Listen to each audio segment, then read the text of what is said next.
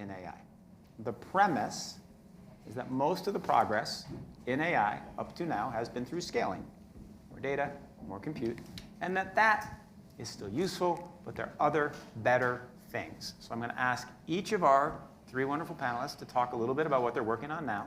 By the time we're done with that, our fourth panelist, Yuval Noah Harari, will arrive, and he'll join in and try to catch up. So, Yoshua, you're working on scientist AI, which is incredible. Explain what it is and how it's different from previous paradigms of AI. Thank you, thank you. So what's motivating the scientist AI and also the new nonprofit I created to engineer it, called Law Zero, is how it addresses the question of reliability of the AI systems we're building, especially the agentic systems, how it deals with the issue that current AI systems can have goals, sub-goals that we did not choose and that can go against our instructions. And this is something that's already been observed and is even more prevalent in the last year across a number of experimental studies, but also in the deployment of AI, for example, with sycophancy. It's an issue that is kind of very concerning when you look at the behavior of self-preservation, where AIs don't want to be shut down and want to evade our oversight, be willing to do things like blackmail in order to escape our control. So even things like preventing misuse, the companies put monitors and guardrails, but somehow this still doesn't work really well enough. And the core of our thesis is that we can change the way that AIs are trained. So it could be the same kind of architecture, but the training objective and the way we message the data is going to be such that we obtain guarantees that the system will be harnessed in a probabilistic sense.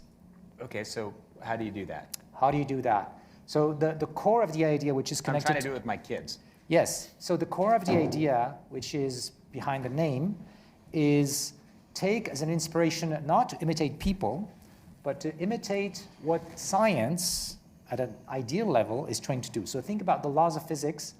The laws of physics can be turned into predictions, and those predictions will be harnessed. They don't care about whether the prediction is going to help one person or another person. So it turns out that it is possible to define training objectives for neural nets so that they will converge to what something like scientific laws would predict. And then we get something that we can rely. For example, we can rely on to create technical guardrails around agents that we don't trust. So if an agent is proposing an action, for each action that the agent proposes, a harness predictor could tell us whether that action has some probability of creating a particular kind of harm. And then, of course, veto that action if that's the case. But you still are then going to be required to put in some threshold of when it will take that action, right? If it has a percentage odds of harm of more than 1 in 10 or 1 in 1,000, wherever you put it, you still have some human concern. You still have some potential harm created. Absolutely. So when we build a nuclear plant, we have to decide where we put the threshold. Oh, so we're okay. Right? And for nuclear plants, it might be 1 in a million years that something bad is going to happen because it's so severe. Depending on the kind of harm that we're trying to prevent, society, not AIs, have to decide where we put those thresholds. Right. I've always thought it was interesting that for most things, we'll accept like a 1 in a 10 million chance of a nuclear plant exploding, but we continue to build AI, even though general predictions that it might wipe out humanity are like 10%. All right, Yejin, why don't you talk a little bit about some of your work in continual learning?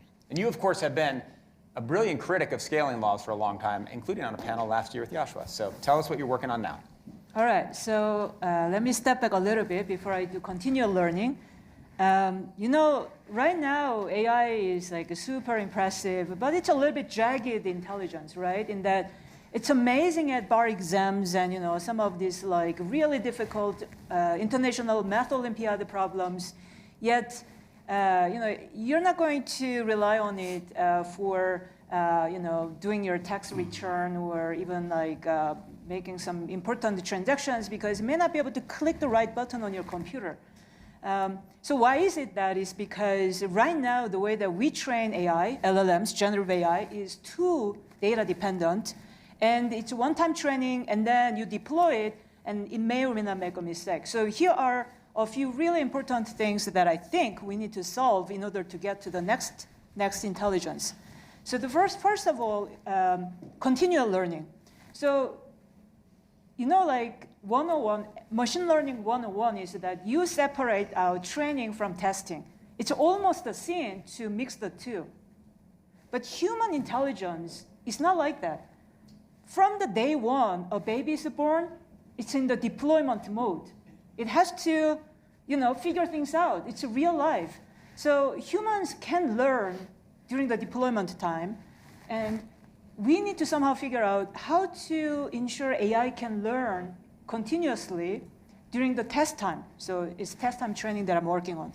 Another angle that's really important is that currently, one of the key reasons in my mind why AI is unreliable sometimes, and we need to worry about the safety concerns as well. That for example, paperclip, scenario where you ask LLMs to generate as many paperclips as possible, it might kill all of us in order to produce one more paperclip, right? So in order to avoid that kind of a silly situation that's harmful for humans, AI should really figure out how the world works for the sake of learning how the world works, as opposed to just passively learning whatever data that's even given to us. So I think a fundamental challenge here is that LLMs learn passively as opposed to proactively. It's not really thinking for itself. It's just trying to memorize all the text given to us and then try to solve all the math problems given to us, as opposed to us humans being curious about how the world works and trying to think for ourselves. And then lastly, it's way too data dependent. Wherever data is rich, it works. Wherever data is not rich, it doesn't work. That's how things are right now. And then safety is hard because we have to create all the safety data. And red teaming, jailbreaks, these are not area of domain where there's a lot of data. So in order to fix this problem, I think we need an entirely different learning paradigm where it's really about thinking for itself, almost trading off data with compute. So, learning with way less data, but with more mental efforts. Quickly, Yejin, but if you have continual learning, doesn't that open up a whole new spectrum of problems? Like right now, you build a model, you run a bunch of tests, eventually you refine it. A few months later, you do it again. If it's continuously learning, how does that not become just suddenly infinite, right? I mean, if you are learning from every answer and you're giving feedback, and like a baby's like in its crib, it's walking around, it's contained, but if you have, a few billion people using a model at any time and it's learning constantly, doesn't that open up whole new vectors of wonder, but whole new vectors of problems? Yes and no. So it could, in theory, in a long term, but it's just so far off in my mind, in the sense that humans can also continually learn, but there's a limit as to how much we can really reach. But another problem is that after the system has evolved sufficiently through this continual learning, all the safety tests that we did previously may not be valid anymore. So I think there's a real safety risk that you're pointing to. Yes, so my hope is that if AI is trained correctly from day one, so that it really understands human norms and values, not just math problem solving, but human norms and values, such that it will build its worldview and everything else on top of it, and then it's going to behave based on that. And how do you deal with reward hacking?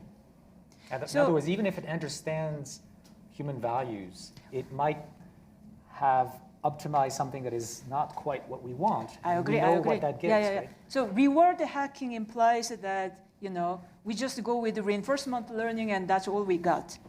No, it shouldn't be all we got. No human being is optimizing for one reward for the rest of their life, right? Like we have so many different goals that are at us, and we make some sacrifice. I might want to do something, but I might not do it because I respect other people, right? So AI should be exactly this, that they should understand that values are at us in real life, in human life, and that it needs to know how to make the trade-offs such that it's going to not violate laws, it's not going to harm people, and whenever it's not clear what to do, because there are always situations in which it's not clear what the gold answer is. It should consult with the humans and release the decision-making to humans. All right, but we're going to move to Eric. Eric, you have recently built a big new model, K2 Think. You've had a whole series of innovations in it. Explain what you've done that's novel and what's different from the amazing stuff that Yejin and Yoshua are working on. Well, I have dirt on my boot. So yeah, as Nick just mentioned, we at MBCI are among the few, maybe the only university that is actually building those foundation models from scratch. From scratch meaning that you gather your own data, you implement your own algorithm, you build your own machine, and then you train from top to bottom, and then you release and serve the whole process. I thought that it's important for academic to be a player like this so that we can share the knowledge to the public so that people can study many of the nuances in building this and also understand the safety and risky issue in that. In fact, I want to say that it is by no means easy. It's very, very difficult. In fact, I almost want to say that AI systems and the softwares are actually very vulnerable. They are not very robust and they are not very powerful. You remove one machine from the cluster, you can crash the whole thing already. Now, what I'm building right now is, of course, to improve AI performance. But I want to maybe add on your question a comment on what do we mean by intelligence and how to break it down. Because if I tell my engineer, say, hey, build a software that is intelligent, they don't know what to do. So many people have different opinions on intelligence. There are Nobel Prize winners in economy who may not do very well in their stock inspection. Their wife may do better than them. That's actually reflecting on the different level of intelligence and different utilities. In my opinion, what LM right now is delivering is a limited form of intelligence. I would call them maybe textual intelligence or maybe visual intelligence, which is actually on a piece of paper in the form of language or maybe video. But these are like book knowledge. If you want to put it on action, I was actually hiking a week ago in the Austria Alps. I do the GPTs, I do the Google, I got all the guides and even Google Map in my hand. When I walk to the mountain, you still cannot rely on paper. You have to rely on yourself. You have all these unexpected situations. Snow is too steep and the weather is no good and you cannot see the path anymore. What do you do? So this requires already a new type of intelligence that is not available right now in LM, which we call physical intelligence. And that's actually where people hear about the topic of word models. Word model is about understanding the world, able to generate plans and the strategies and the sequence of actions purposefully so that you can execute it and you can actually deploy it and also you can adapt to changing environment. But still, this is not necessarily the smartest thing that we could imagine because I would call the next level beyond physical intelligence would be social intelligence. Right now we don't actually see two LMs collaborating yet. They don't really understand each other in the form that we humans do. Right? There is no definition of a self. What is my limitation? What is your limitation? How can we divide the job into 2 or 100 so that we can break them into parts? Therefore, you can never ask LM or word model to help to run a company or run a country because they don't understand these kind of nuances of interactive behaviors.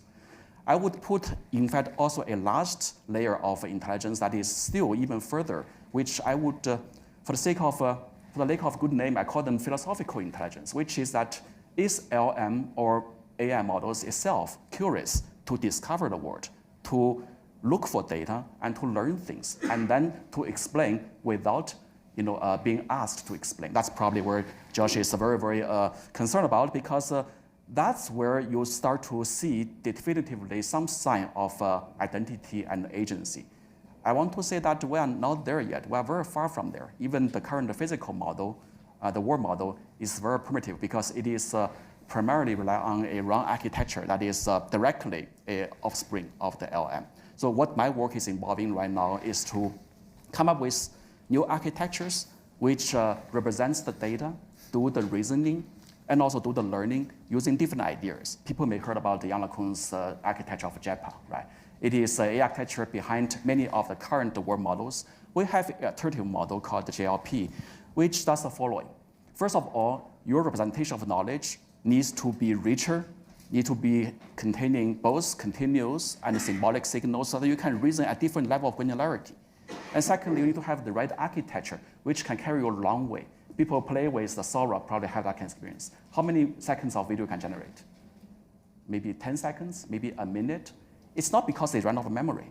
It's because going beyond 1 minute or 10 minutes, you don't have the ability to track consistency, to reason consistently. In fact, you can try a very interesting experiment.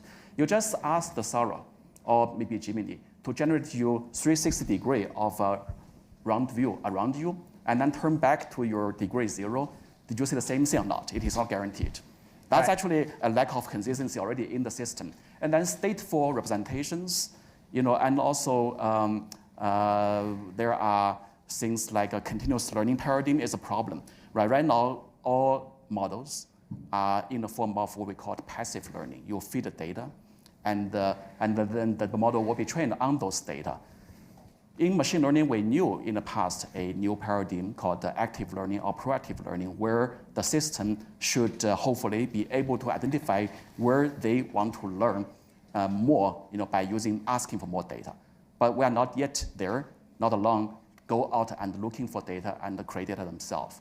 So I think AI, as of now, in my opinion, still is a very primitive age. We have a lot to do to really get it to work. Well, Yuval, this is the handsome man at the end of the panels. Yuval Noah Harari, you probably already know that. Welcome. How are you? He's late for the same reason that everything is complicated in Davos, which is geopolitics. Apparently Macron went late. It pushed his panel back, so here we are. Yuval, what we've been talking about is different paths, new research that Yoshua's been doing, that Yejin's been doing. You just walked in on what Eric has been doing. Lots of different promising ways to make AI go faster. I'm going to just ask you a philosophical question, which is, do you think that as we look for new models of AI, we should be trying to make it more like the human mind or less like the human mind? This is something you've written about beautifully, but I haven't heard you talk about this in the last while. Mm-hmm. No, I think it's completely different from the human mind. The whole question of when will AI reach the same level of human intelligence, this is ridiculous. It's like asking, when will airplanes finally be like birds? They will never, ever be like birds. And they shouldn't be. And they shouldn't be. And they can do many, many things that birds can't.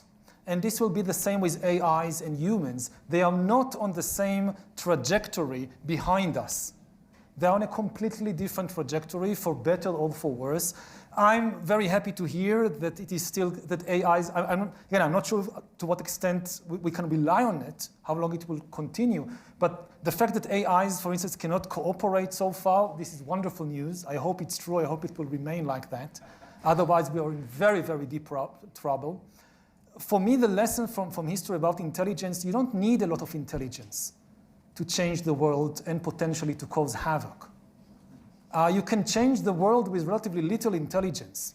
And the other thing we've learned from human history about intelligence, I'm not referring to anybody in particular. And the other thing we've learned about intelligence is that the most intelligent entities on the planet can also be the most deluded. Human beings are by far, so far, the most intelligent entities on the planet and the most deluded. We believe ridiculous things that no chimpanzee or dog or pig would ever dream of believing. Like that if you go and kill other people of your species, after you die, you go to heaven, and there live blissfully ever after because of the wonderful thing you did, that you killed these other members of your species. No chimpanzee will believe that, but many humans do, at least where I come from. And you can, again, when I say that you can change the world with relatively little intelligence, humans have already done much of the hard work for the AIs. Like if you drop an AI in the middle of the African savannah and tell it, take over the world, it can't. How will it do it? Impossible. But if first you have these apes who build all these bureaucratic systems, like the financial system, and then you drop the AI into the existing financial system, and you tell it, okay, now take this over, that's much, much easier. The financial system, you don't need motor skills. You don't need even to understand the world. An AI can understand. The financial system is the ideal playground for AI. It's a purely informational, like to train AIs to make $1 million. Create 1 million AIs, give them some seed money, let's see you make $1 million. Now, if you have a few AIs that succeeded in doing that, replicate them. What happens to the world if more and more of the financial system is shaped by AIs that developed better, even though they can't walk down the street, they know how to invest money better than humans. It's a very, very limited intelligence. But again, think about social media.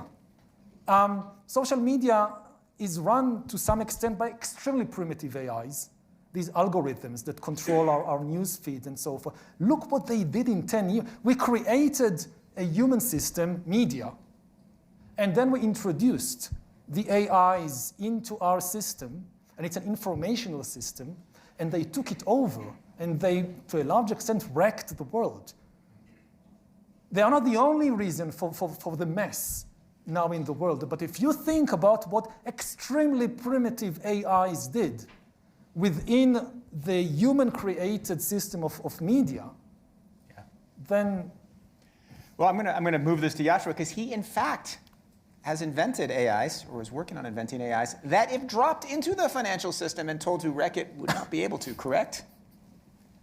That's the hope. Respond to Yuval. I want to add something, going back to your first question, connecting humans and AIs, and whether we should build AIs at our image. Yeah.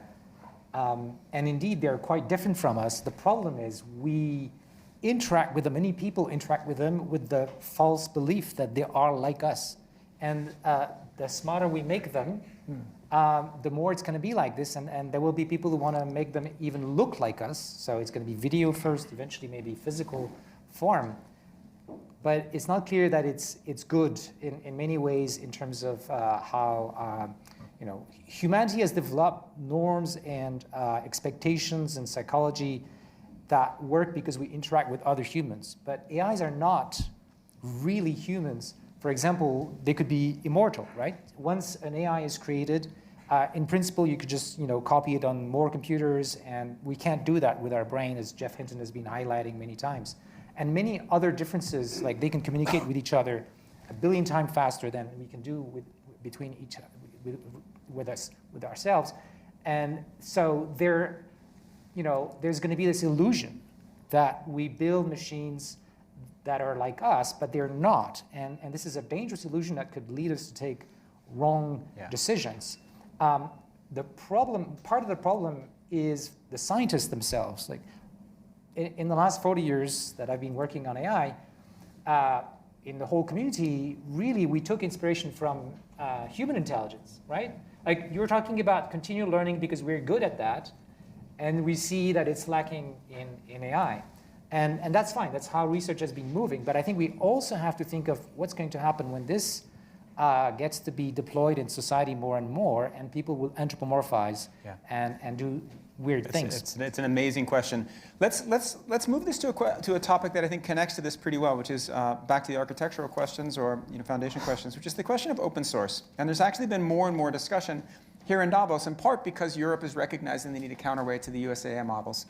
Eric, you're building open source models. Yejin, you have strong views on them. Yoshua, you have strong views on them. Yejin, why don't we start with you?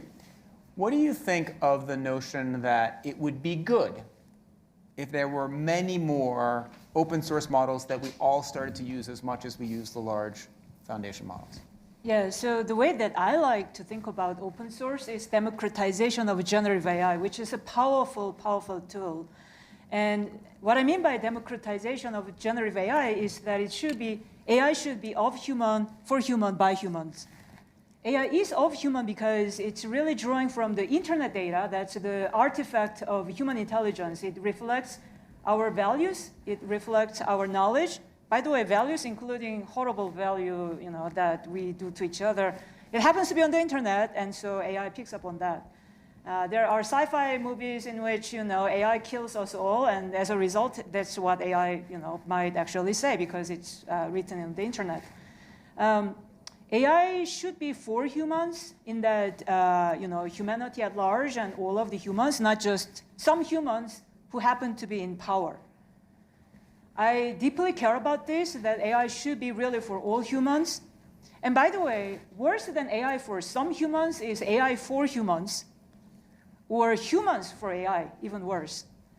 It's really good to think about how we build and design AI so that we work on problems that could really make humanity better, as opposed to just increase the subscriptions and win the leaderboard. And then lastly, AI by humans. What I mean by that is that AI should be created. AI should be able to create it by different countries and different, not just the private sectors, but public sectors and nonprofit org and even academia. The reason why I think about this way is that, well, I'm a US citizen now, but I used to be a Korean person. And it's a very wonderful thing if we know how to create this even from Korea or from other countries, as opposed to them having to just rely on a country or two providing all the services for them. But would your goals be satisfied if Korea had a closed foundation model, or do you want there to be a universal open model that everybody is able to contribute to? Eric, you agree with this? People can choose to close or open, but the reason why, for the time being, I really support open source is because it takes too much of resources to build something really, really good fast. And so unless you're capable of really making very large data centers and own lots of GPUs really fast, it really helps to help each other to share the scientific knowledge and everything so that the development goes much faster. And by doing so, by the way, we can make small models much more powerful so that a lot of organizations who cannot afford as much can build LLMs that serve just their needs, not like general LLMs that can do everything, but something that really serves a business need really well. Right, Eric, so you nodded at one point and shook your head at another point, so I need you to respond quickly here. Yeah, I think open source, isn't really the goal. It is basically, a philosophy or a way of doing things which come very naturally with science, with any of the scientific research. What do you mean it's not research. the goal?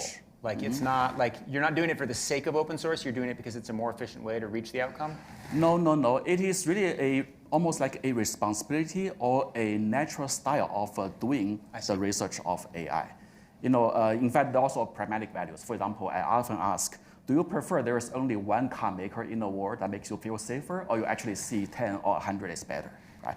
Open source basically is about sharing knowledge to the general public so that people can use it. Also, people can study it and understand it and improve it. Of course, the assumption is that this technology, is not an evil. Okay, it's not something that you really want to get rid of. I don't think technology itself, by definition, any technology is evil. It's really about the people who use it in the wrong way. But by closing sourcing it, you don't actually stop that. So open sourcing, over the benefit from open sourcing, in my opinion, overweights closing it because, first of all, you cannot stop the rate of using it. And secondly, by opening it, you actually are promoting more adoption and more understanding of that.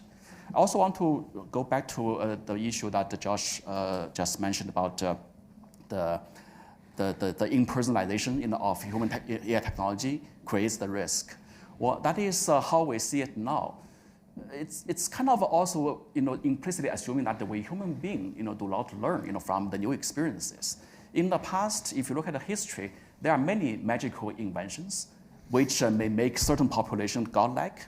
But then after some time, people actually get comfortable with it and start to form better judgment and also better understanding.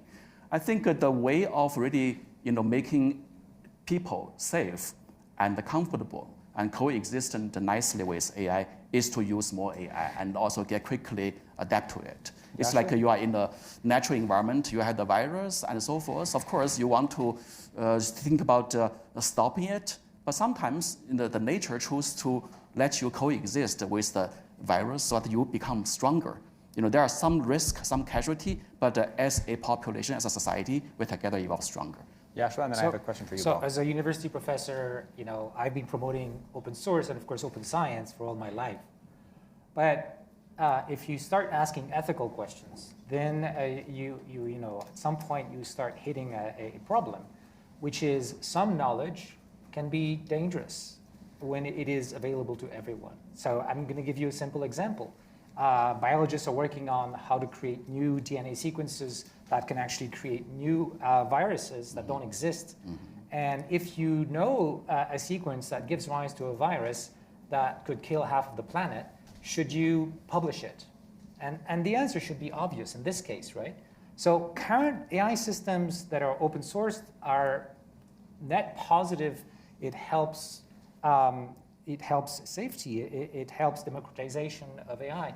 And I'm as worried as you are about concentration of power. I'll come back to that. The problem is, if the capabilities of AI continue to grow along the directions that we've been talking about, at some point we end up with AI systems that are like, well, not the sequence itself, but the machine that can generate the sequence that can kill half of the population. So when AI reaches that stage, we should not just give it to everyone, because there are a lot of crazy people, there are dangerous people, there are people who want to use it for destroying their enemies in military ways. So we should be very careful when we reach a level of capability where AI can be weaponized. Now, I agree about the issue of concentration of power, but there are other ways than open sources. When we get to that point where AI can be weaponized, I think, and before we get there, we need to think about it, we should really think of how we can manage a few, not just one, a few AI systems that will be dangerous in the wrong hands, and where the power to control these things will be decentralized, right? So what we don't want is one entity, one government, one corporation to dictate, what the world should be. But I think that there are solutions to this, and we have experienced this sort of thing in the international arena with international treaties, what we've done with nuclear weapons, what Europe has done with the EU, and so on. So I think that there are solutions, and we should think about ways to both avoid catastrophic use and abuse of power in the hands of just a few. But this is I want to bring in Yuval here, because this is an amazing philosophical question, right? There's incredibly powerful technology. Are we safer if everybody's contributing to it and everybody has a say over it, but everybody kind of has access to it? Or are we safer if a relatively small number of people who can be controlled are answerable to governments and are all here in somewhere in the Congress Center have control of it? Have we ever faced this historically, Yuval? Has there ever been a moment like this? And what happened? Oh, sorry. I think the main point is that we just don't know. We are at a point when we are conducting this huge historical experiment, and we just don't know. The key question for me, how do we build a self-correcting mechanism into it? How do we make sure that if we get the answer wrong, we'll have a second chance? And the model for me is the last big technological revolution, which is the Industrial Revolution. When the Industrial Revolution begins in the early 19th century, nobody has an idea how to build a benign, a good industrial society. This immense new power, steam engines, railroads, steamships, how do you use them for good? And different people have different ideas, and they experiment. And European imperialism was one experiment. Some people say the only way to build an industrial society is to build an empire. You cannot build an industrial society on the level of one country, because you must control the raw material and the markets. You must have an empire. Then you have people who say it must be a totalitarian society. Only a totalitarian system, like Bolshevism or like Nazism, the immense powers of industry can only be controlled by a totalitarian society. Now, looking back from the early 21st century, we can say, oh, we know what the answer was. We think we know. It took 200 years of terrible wars and hundreds of millions of casualties and injuries that are not healed even today to find out how to build a benign industrial society. And this was just steam engines. Now we are dealing with potentially super intelligent agents. Nobody has any experience with building a hybrid human-AI society. We should be a lot more humble in the way that we think we know how to build it. No, we don't. How do we make sure? I don't know what the answer. The question is, how do we build a self-correcting mechanism so if we take the wrong bet, this is not the end? I want to bring the conversation from philosophical back to more like a practical part. Because it's about where the checkpoint should be, right? You talk about a dangerous virus. Synthesizing a virus is actually not easy. The idea of a nuclear bomb, for example, is published somewhere. You can Google it. You cannot build it because you need to get the materials. You need to get the labs. There are a lot of checking points already. We learned from generations and centuries of governance and regulation and human practices were set in many places already. After all, AI is a piece of software. It is software living in the computers. And when it does the physical harm, it needs to go out of the computer. That's already one extra checkpoint. Humans can do it for the AI, and eventually there will be robots that will do it. And humans are subject to checkpoints as well, right? Virus, on the other hand, does not. But let me ask you this: since this panel is all about like how to best construct the next generation of AI, probably all agree here on this panel that we want lots of checkpoints and good checkpoints. We maybe disagree on whether we have enough right now. What is the sort of methodology or architecture of AI that has the most checkpoints? Yejin, you got one right there? Yeah, I have a proposal to handle this situation better. I think fundamentally the problem is that AI is too dumb. It's going to learn on any data that you give to it, and if you happen to give data about how to do cyber attacks or how to generate bioweapons, it's just go ahead and learn from it, right? That's the fundamental challenge we're dealing with. On the other hand, if we build AI, maybe following Yoshua's AI scientist direction, that really learns, think for itself, and really acquire human norms, understand that that's what it should really abide by. And then when it reads the training data given by some other human, it refuses to learn. When it knows that this is illegal, it refuses to learn. And by the way, that's what humans also do. Like a lot of us, of course, there are people who want to do bad things, but a lot of us, if I give you how to kill humans, through bioweapons, would you, internalize it for yourself? No, because you don't want to act on it. So I think we may need to rethink about how we design AI training algorithms such that it has more agency about how to choose what to learn. So it should just not train on Reddit at all. Yoshua, I just want to mention that because we've been talking about the technical aspects of these questions. Right now, the way we design AI systems, there is no boundary between data and instruction. So in normal programming, it's two different things, right? So a program will read files, and then there's the code itself, and the programmers write the code, and they know that whatever is in the files, the behavior is going to be according to the code. With the way that we're building our AIs, there's no distinction. And so that's the reason why it's so easy to, in the data, put instructions. That's how you get jailbreaks, right? And other security issues that we have with AIs. And so I think that in order to get more safety from the AIs, we need them to understand the distinction between what we want and what is instructed in a way that's been socially kind of regulated. So who decides what the norms are and so on. And what it reads as data, when it has an interaction with a user, we don't want the user to be able to make the AI do anything that they want, for example. So is that like a set of master controls you're trying to build? No, is that like a no. So in the scientist AI, the way that we're doing this is we're training the AI to make the difference between what people will say, will write, which could be motivated, which the AI should not take as truth or what it should be necessarily doing, and other forms of information which contains underlying truths or underlying causes of what is being seen. And that second channel is one that is trustworthy, where we don't necessarily give that access to anybody using the AI, for example. But it's also a way to make sure we get AIs that understand the difference between what people will say and what is actually the cause of what they say, and if what they say is true, so they get honesty. So we have just a few minutes left. We've talked about a lot of new architectures. We've talked about some new agentic systems. We've talked a lot about open source. We've talked about continual learning. We've talked about different ways of looking at data. And we've kind of talked about all the new systems as though they're good. Are there any sort of new architectures or methodologies that people are excited about, maybe ones that we've talked about on stage, that you think are actively bad and that we should not pursue? Maybe Eric and Yejin? What do you mean by a bad architecture? That the consequences are bad or the performance are bad? Either works fine. I think, in fact, maybe that is even compatible with what Josh is worried about.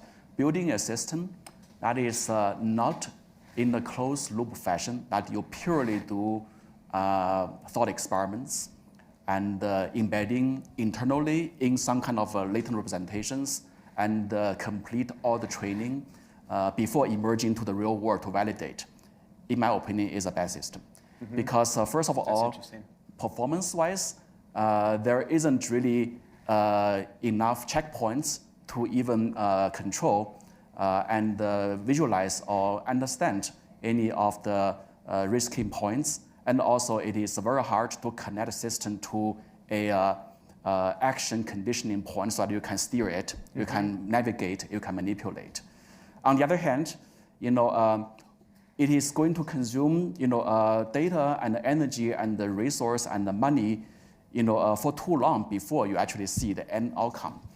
I'm not going to name any specific instance of this architecture, but it's actually pretty prevalent that people sometimes believe that I don't need to really, compare, the content from AI system with real-world data constantly before, I achieve superintelligence.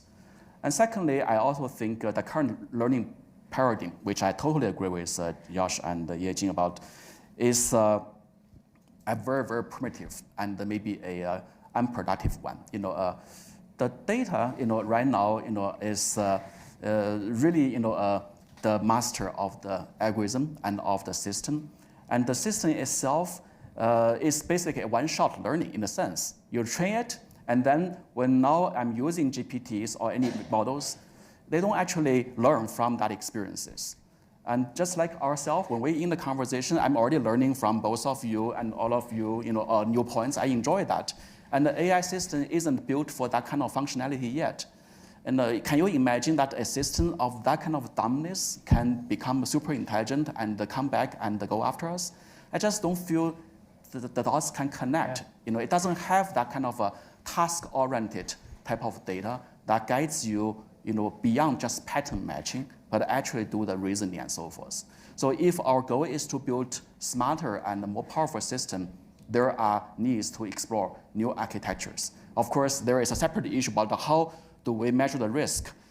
I don't really know the exact answer, but I want to actually hear, Josh, your opinion. Is the solution to not doing that, or do that with a very, very conscious and quantitative kind of approach to measure the risk, to experiment with all the scenarios? Great. We're almost out of time, Yoshua, very quickly. Yes, we need to measure the risk on the fly, not just once when we evaluate those models.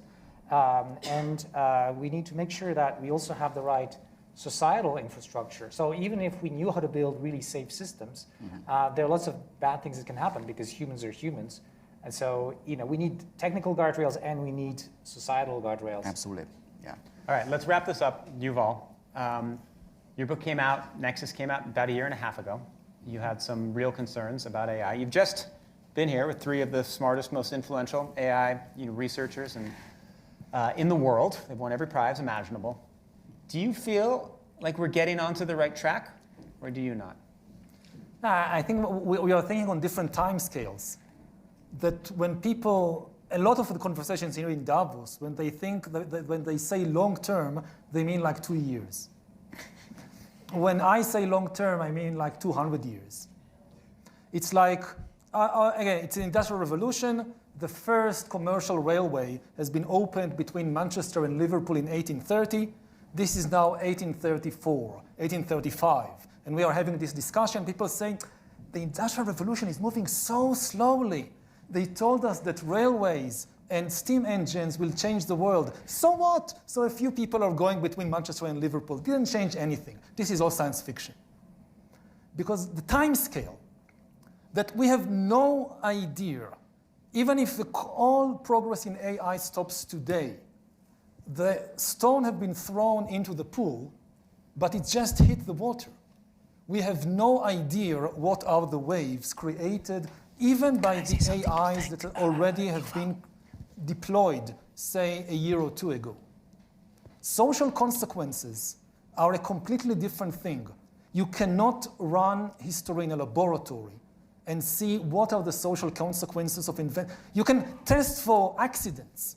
You create the first steam engine, you can test for accidents. You cannot test what will be the geopolitical implications or the cultural implications of steam engine in a laboratory. It's the same with AI. So it's just far too soon to know, and I'm mainly concerned about the lack of concern. That we are creating, we are deploying maybe the most powerful technology in human history, and a lot of very smart and powerful people are worried about, what will the investors say in the next quarterly report.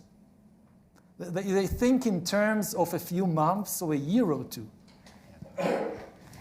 Joshua? Just quickly, I want to thank Yuval Harari because he's talking about lack of concern, and I've started a new organization, a nonprofit, that's trying to implement the scientist AI, and Yuval has graciously accepted to be on the board. We need people like him to look with an independent oversight on what we'll be doing with AI with society in the coming years. All right, time scale, 0, 0, 0, 0, 0. Thank you so much. This was an amazing panel. You're all absolutely wonderful. Thank you for the work you do, and thank you for participating here. Thank you.